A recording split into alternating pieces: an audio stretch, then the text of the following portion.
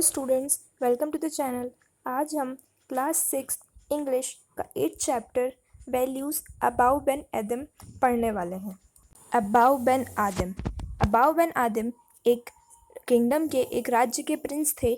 उन्होंने अपना सारा राजकाज छोड़ दिया था और वो एक सेंट बन गए थे, एक महात्मा बन गए थे, पुजारी बन गए थे।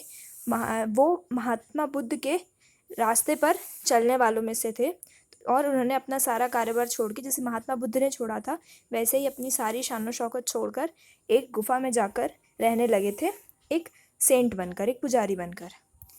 अब ये पोयम जो है ये उनके बारे में है, उनकी लाइफ का एक इंसिडेंस है। इसमें पोयम ऐसे शुरू होती है कि Abou Ben Adhem may his tribe increase.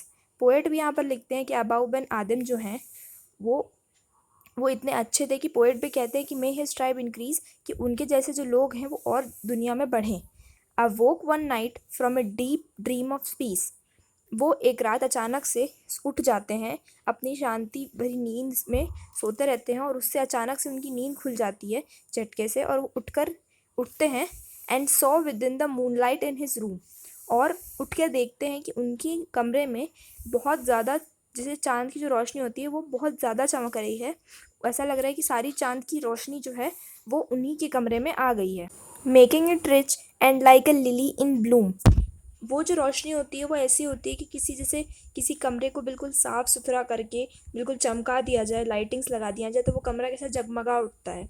उसी तरह से जो उनकी गुफा होती है जहाँ वो रह रहे होते हैं वो भी बिल्कुल जगमगाने लगता है, जैसे कि कोई लिली का फ्लावर है, लिली जो फूल होता है वो खिल गया है, वैसा लगता है। An angel writing in a book of gold.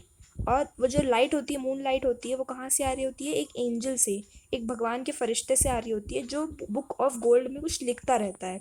अब बुक ऑफ गोल्ड क्या होती है? बुक ऑफ गोल्ड एक ऐसी बुक है जिसमें उनका नाम लिखा जाता है जो भगवान से बहुत प्यार करता है, जो भगवान की पूजा करते हैं, जो बहुत ही प्योर लोग होते हैं, जिनकी सोल बहुत प्योर होती है, वैसे लोगों का नाम लिखा जाता है। तो वो बुक में वो लिखती रहती है एंजल कुछ, वो नहीं पता क्या लिखती है पर वो कुछ लिखती रहती है। Exceeding peace had made Ben Adam bold, and to the presence in the room he said, "What writest thou?"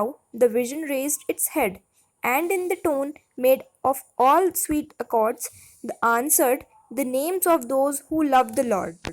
Poet बताते हैं कि इसको देख के, उस एंजल को देख के जो बेन एदम होते हैं वो डरते नहीं हैं, क्योंकि वो काफ़ी बोल्ड होते हैं, क्योंकि वो जो है वो पूजा पाठ भगवान इन्हीं के रास्ते पर चल रहे हैं।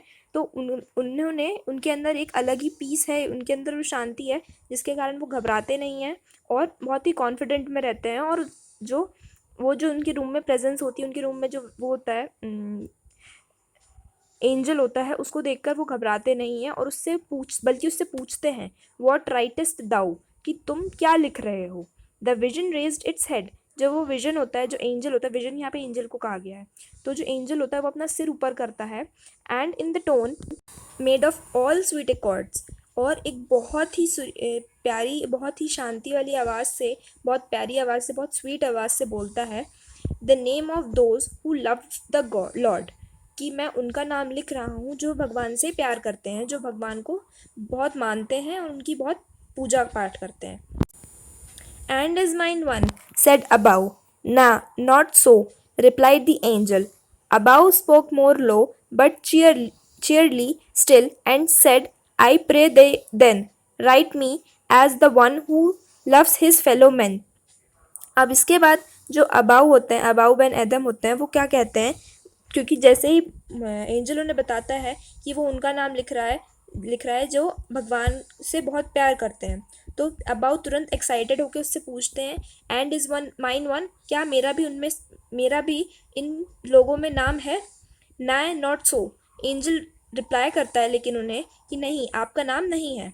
अबाउ जो है वो काफ़ी एक्साइटेड होकर बोलते हैं, लेकिन जब उन्हें पता चलता है कि उनका नाम नहीं है तो वो काफ़ी निराश हो जाते हैं और काफ़ी लो वॉइस में लो हो जाते हैं। उनका जो फेस का एक्सप्रेशन है वो काफ़ी लो हो जाता है, कि उन्हें बुरा लगता है कि उनका नाम नहीं है, क्योंकि वो जानते हैं कि वो भगवान से कितना प्यार करते हैं।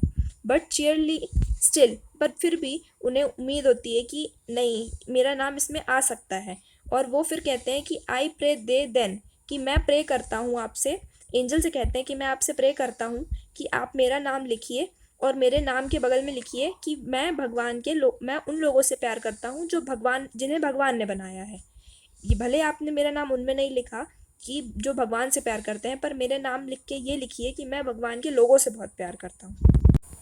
The angel wrote and vanished. The next night it came again with a great whitening light, and showed the name whom love of God has blessed. And lo, Adam's name led all the rest.